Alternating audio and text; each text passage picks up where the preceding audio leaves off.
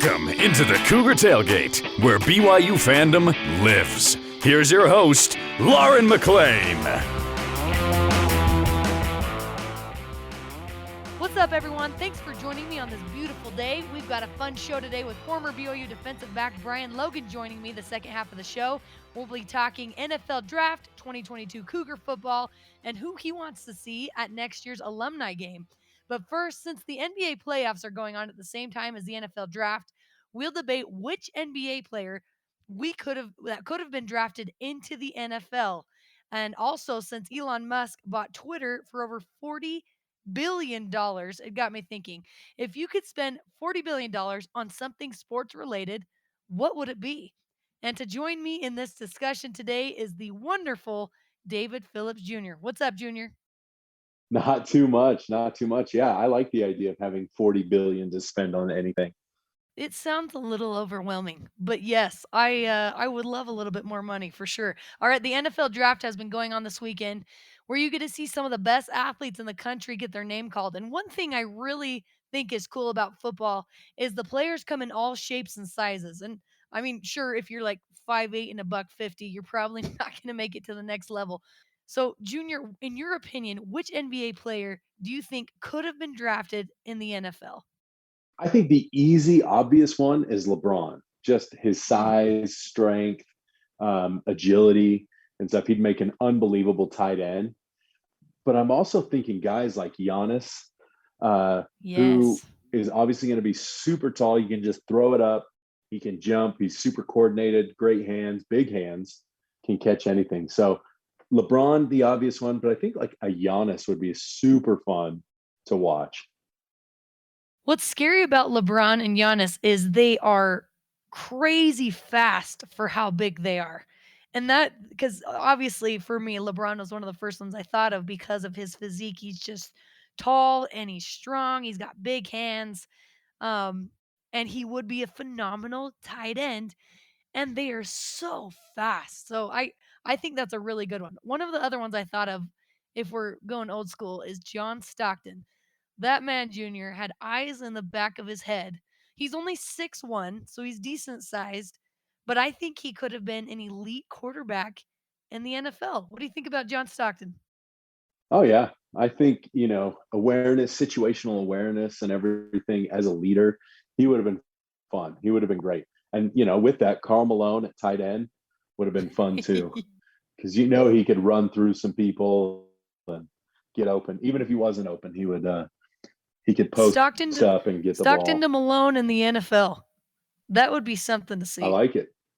Yeah, I like That it would too. be. I also thought of Steve Nash because he was one of my favorite point guards to watch. And I just feel like that translates so well to the quarterback position. Plus he's 6'3", a little bit of a thicker guy. I think he could have been done really well. All right, you guys said on Twitter, if we are talking current, then I would go Giannis, like Junior said. I think he could play tight end or defensive end or John Morant as a receiver or something. He's just so crazy athletic. Or Steph Curry. He's such an accurate shooter. Maybe he could be an accurate passer. That's so true. There you go. It and honestly, if we're being honest, some of these athletes, they're just athletes, period. So they could play a lot of different sports. It just depends on what they choose. You know what's interesting about LeBron is, as big as he is and as much as we think he'd be good in the NFL and playing football, I remember him saying years ago that he didn't want his kids to play. He said, "I do not want my kids playing football." So Hmm. we're never gonna see a James playing football, and that's all right. All right, someone else said, "I think Karl Malone would have been an amazing defensive end in the NFL." Hashtag Hardee's. Allen Iverson has amazing football highlights, and he would have been interesting in the NFL too. I like that. I think those everyone's kind of thinking along the same lines. You think of the thick, big guys. You can even think like Charles Barkley probably would have been decently good as well. And Junior, speaking of Shaq. the NBA playoffs, yeah, you know what though? Shaq probably would have been a great lineman. That I actually Yeah. can totally see. He would have done really well. Speaking of the NBA playoffs, I've seen a lot of criticisms going around about players and coaches and a lot of fans hating on the Utah Jazz. I'm sure you've seen that, Junior. Do you think the fans deserve to be as harsh of critics as they are? Because I mean, Twitter just changes the game, of just everyone thinking they can say whatever they want.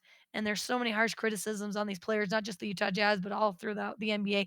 Do you think fans deserve to be as harsh of critics as they are? I mean, I guess you can have your own opinion, but it's interesting when you've got the anonymity of Twitter. You kind of feel that invincibility that you can say whatever you want, but if you're there in person, you're not going to be saying the same things. I Right. think people need to chill out on that. Yeah. Yeah, I think that they should be able to have that opinion, but I wish they wouldn't. Keep your opinions to yourself. Really, and I'm with you. I like that people have a voice and can say what they think, and I just think it can get you in trouble. I think especially when you are not an expert on the subject, you are the one sitting on the couch watching. It's some of these people have very, very harsh criticisms. So I'm with you. I wish people would back up a little bit. All right, coming up, we're getting the down low from below, former BYU DB Brian Logan up next on Cougar Tailgate.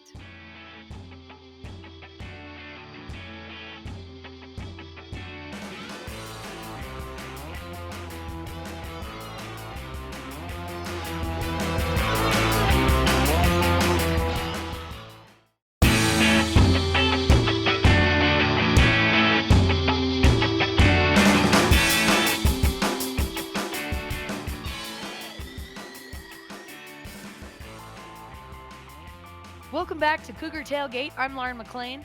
He played defensive back for BYU in 2009 and 10. He's been a regular on BYU TV Sports for several years, and he is one of my favorite guys. Brian Logan is here with me now. What's up, Brian? Nothing much. You are one of my favorite persons as well.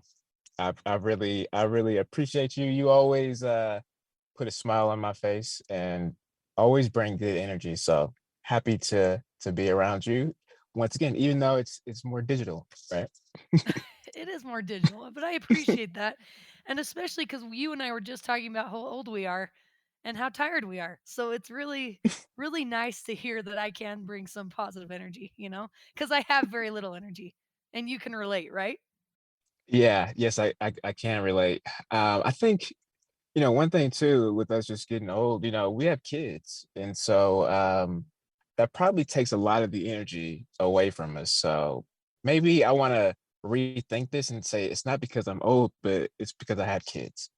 I think I mean, there's no probably about it. That's 100% true. All right, well, let's talk about the alumni game that happened a couple of weeks ago. I was hooked. I was going to turn it on and just kind of skip through the highlights. I ended up watching the entire thing because it was so entertaining and so much fun to watch the interviews. What was it like for you, Brian, playing in Levellador Stadium again with some of your buddies and some of the BYU greats? Oh, you know what? Words really can't describe. It was a surreal feeling to go back and have the opportunity to compete again in the stadium. I think a lot of us, when we started seeing stuff on social media and started to see that, that the hype that Max was bringing, all the announcements, was pretty cool and creative. But then I think the biggest thing for us was that it was going to be played in the stadium, and we all kind of talked and said, look, we have an opportunity to be in the stadium again, but compete. Not just be in the stadium and watch the games or have an event, but we get to put the cleats on. So I think it was a no brainer for a lot of us.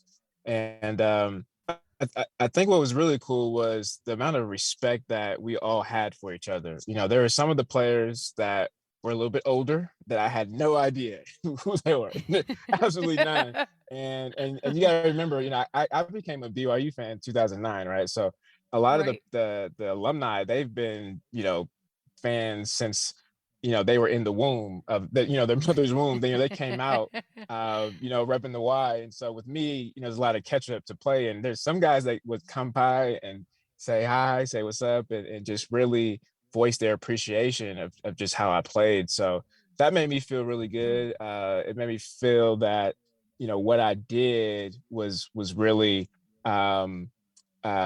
based off of the foundation that those guys laid. So that was cool. And then overall, I think we just felt really accepted. I think especially the guys like myself who played under Broncos. Kind of this weird scenario, right? Whenever a new coach comes in, it's like, are we welcome? Are we not? And I think Right. Klein did a really good job of just saying, hey, look, I'm like you guys, I'm an alumni as well. You guys are welcome anytime. So overall, it's a great experience. Oh gosh, I love that guy. So I think it was Tom Homo or somebody that had to talk to everyone before and to remind everybody like, look, this is you're all old. This is an alumni game. Let's not get too competitive here. But once you were on the field, and I know and from just watching, it seemed like everyone did a good job of toning things down, but could you sense a little of that competitiveness still on the field? Oh yeah, I'm not gonna lie. I came into the locker room. I had 2 bottles of pickle juice, and I was like, "Look, I'm playing. It's going down. I'm playing." And then when everybody kind of saw, I think Nixon David had some icy hot, or he had the massager, like the massage gun. So we all, I'm not lying David to you. Nixon? We yep, David Nixon had the massage gun. So we were all like all of us in this group of I don't know, maybe 10 of us, passing around the pickle juice, sipping it, getting the icy hot, putting icy hot in each other's backs, and then using the massage gun. It was hilarious because we kind of once we got around each other, we were like, oh, it's going down. It's like, Yeah, yeah. and some guys would come over and be like, you know what, guys, just take it easy. And we're like, yo, don't come over here with that energy. Like we're trying to dominate. We're on max team, max back. Like we're trying to dominate. And we get out there, and I'm just speaking for the Navy team, right? We get out Right. there, and I think it was the middle of the first quarter. I made a play on the ball, dropped the interception, started cramping up, and I came with the sideline. I was looking at everybody else, and everybody was gassed. I mean, like breathing and struggling. And then we kind of realized, like, yo, why is the other team? Why are they good? And we started looking really close.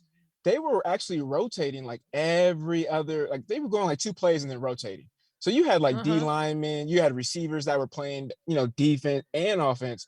So I was like, yo, Right. that's the formula. But by the time we figured it out, because us right on the Navy side, we were going every play, every drive, right?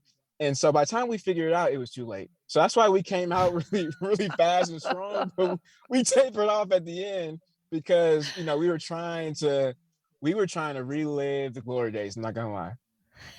I can't I can't believe you still cramped up even after drinking all that pickle juice, Brian. What the I should have been, I should have been selfish and just kept it to myself. But I thought, what would but hey, what would Jesus do? that's When I played, I right. actually had my own bottle. I literally had my own bottle, and it said Brian's pickle juice with tape on it. So that's how much I needed.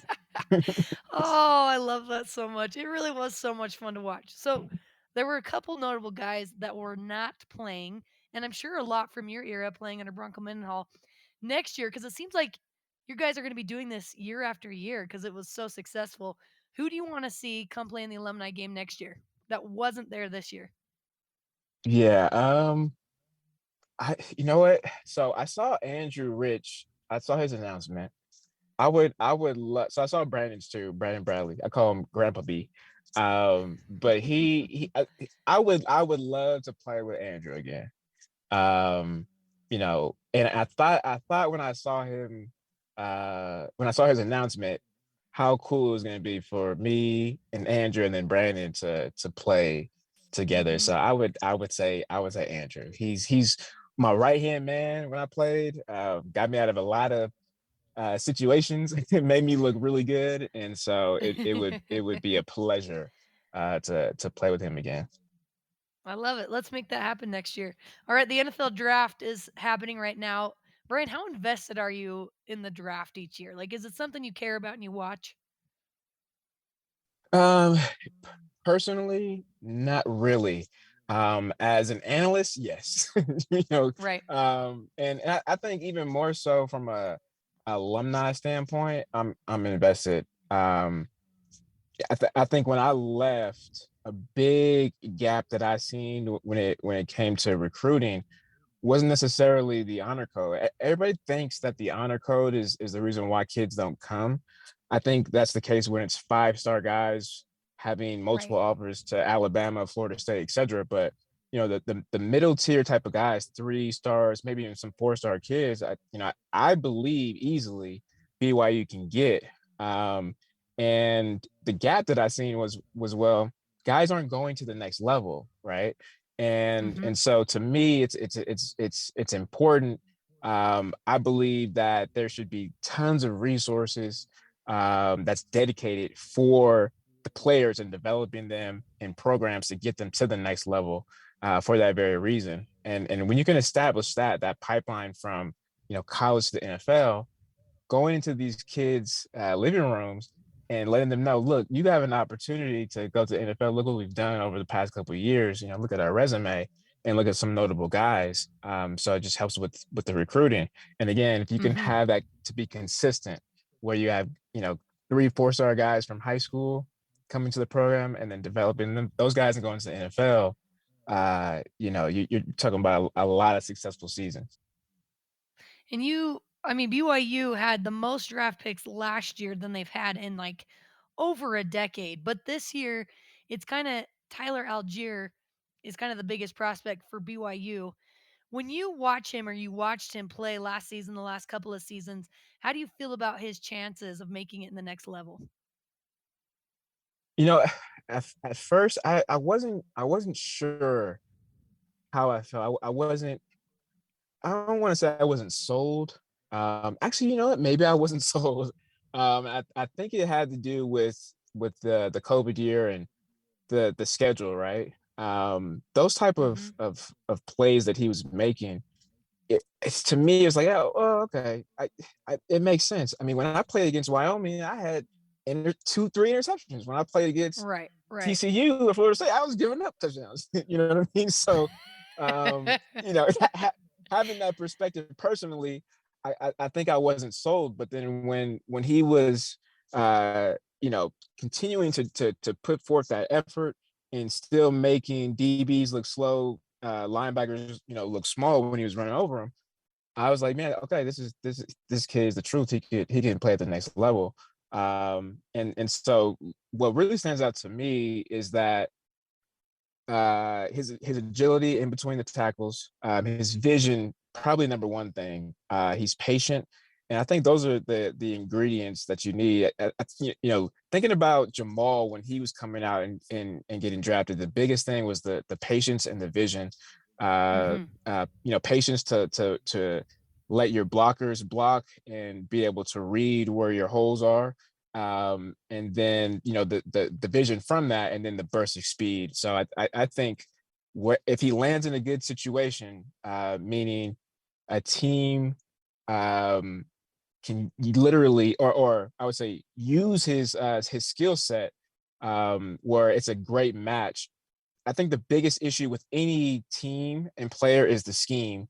So if you're a player with a certain skill set and you go to a team that doesn't support that skill set, they have a different scheme. It's just not a good match. I mean, it's like a bad first blind date or something. It's just not gonna work. Right. So Right. I think if a team can say, okay, we have this type of scheme and his skill set really matches with ours, then I think that's when he'll have a bright and long future in the NFL. I like that you compared him to Jamal Williams because both Tyler and Jamal, they're not the fastest running backs you're gonna find, right? Like they're quick, obviously. They are quick guys, but some of these running backs are just running these insane speeds. But I like that you said what sets them apart is their vision and their patience. And I think that's something that Tyler really does have. But also to his benefit is that he's played on the defensive side. And I know I heard some scouts kind of talking about that. And Tyler was asked, like, if you were drafted, would you be willing to play on the defensive side? And he's like, well, absolutely. I just want to play. So, Brian, do you think because he has those defensive skill sets as well, does that kind of set him apart, do you think, to some of these recruiters?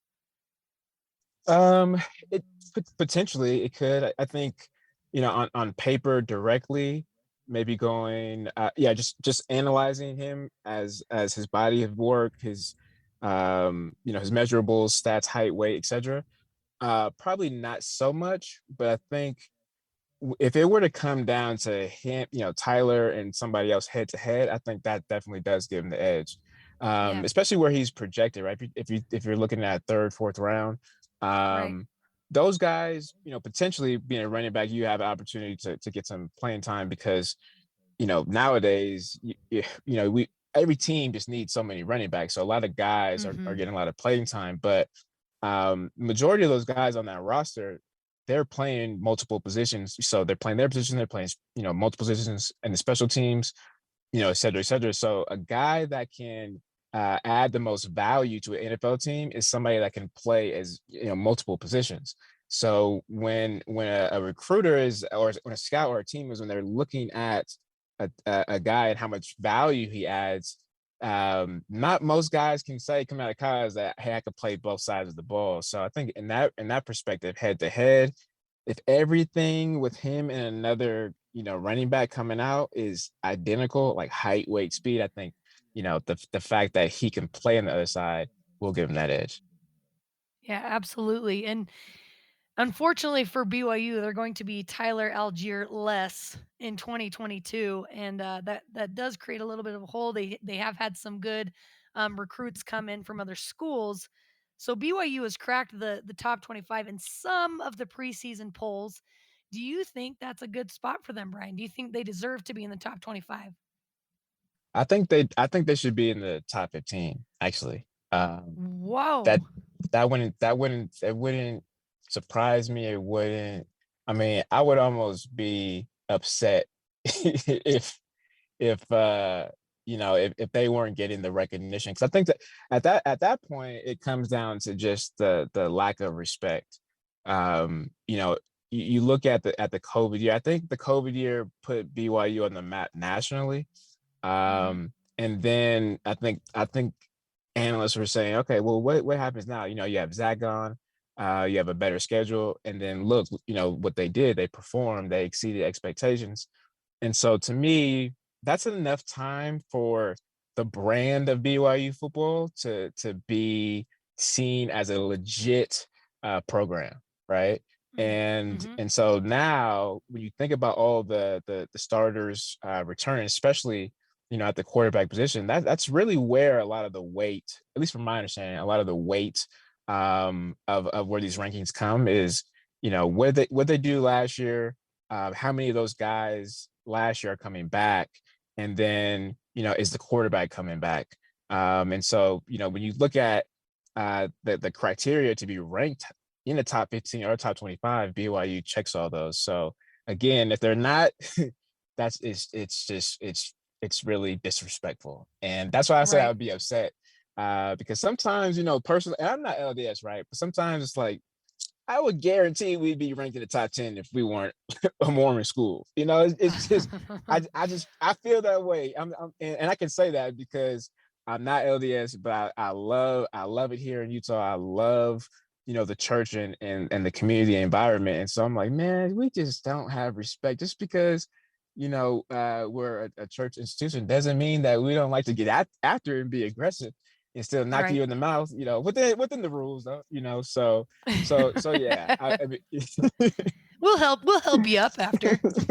Right, exactly. And we'll pray for you too. If you need to get baptized, we'll dunk you as well, Oh my gosh. Brian, you are the best ambassador for BYU. I'm serious. Well, you mentioned Jaron Hall. You didn't say his name specifically, but that the quarterback was coming back. Jaron Hall is obviously a big reason that BYU, especially their offense, could have a lot of success in this upcoming season. When you look at the schedule and the team that BYU has put together for the 2022 season, what gets you most excited? Ooh,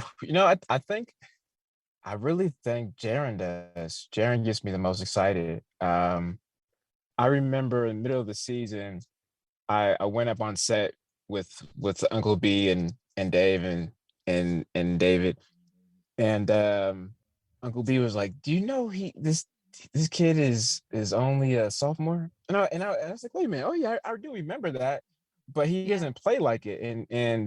And you would, at times last year seeing him, it was like, man, this is going to be gone, because of the maturity that he brings and the leadership.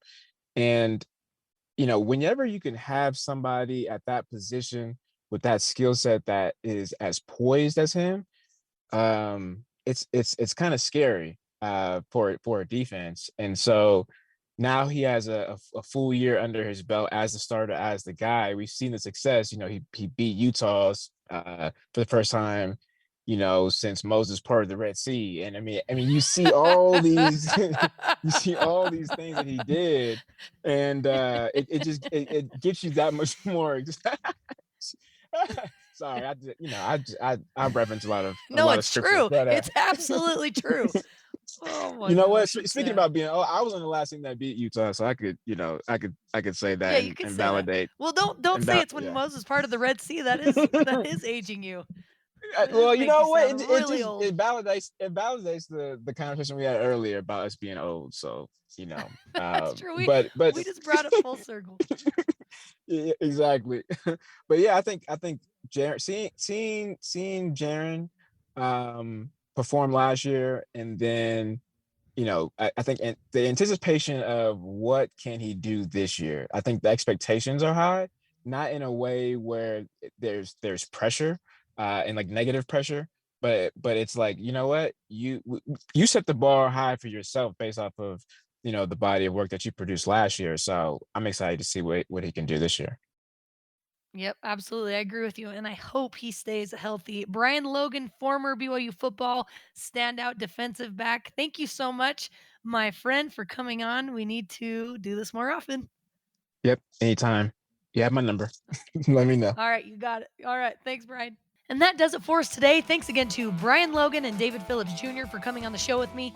You can join the Cougar Tailgate virtually, of course, every Saturday at noon Mountain Time, or download, rate, and review our podcast on Apple, TuneIn, Stitcher, Spotify, or on BYURadio.org. This is Cougar Tailgate.